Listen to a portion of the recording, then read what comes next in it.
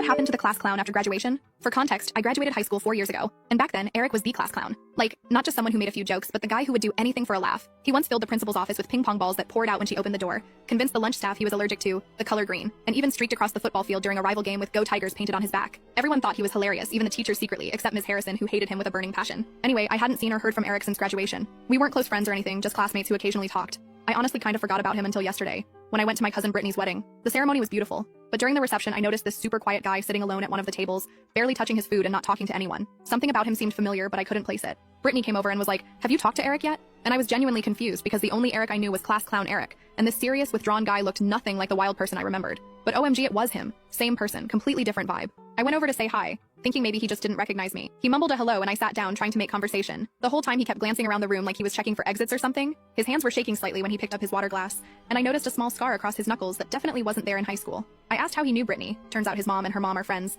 and tried to bring up some of the funny stuff from high school like, "Remember when you put all those rubber ducks in the swimming pool during finals?" Thinking it might make him smile. His reaction was so weird. He didn't laugh or even smile. He just stared at me with this empty look and said, "That was a different person," in this flat voice. The conversation was super awkward after that. I asked what he'd been up to since graduation, and he just shrugged and said, "Not much." When I pressed a little, he mentioned he'd been away for a while but didn't elaborate. I asked if he was in college or working, and he just said neither right now, and changed the subject to ask about me. Then Randy, another old classmate, spotted us and came over all excited. "Holy shit, it's the Eric!" he practically shouted, slapping Eric on the back. Eric flinched so hard at the contact that he knocked over his water glass. Randy didn't notice and kept going on about the good old days, and asked Eric to tell the story about the time he stole the mascot costume before the championship game. Eric just stood up without saying anything and walked outside. Randy looked at me like, "WTF?" and I just shrugged because I was equally confused. I found Eric about 20 minutes later sitting alone on a bench in the garden area. I sat down and asked if he was okay, and he didn't answer for a long time.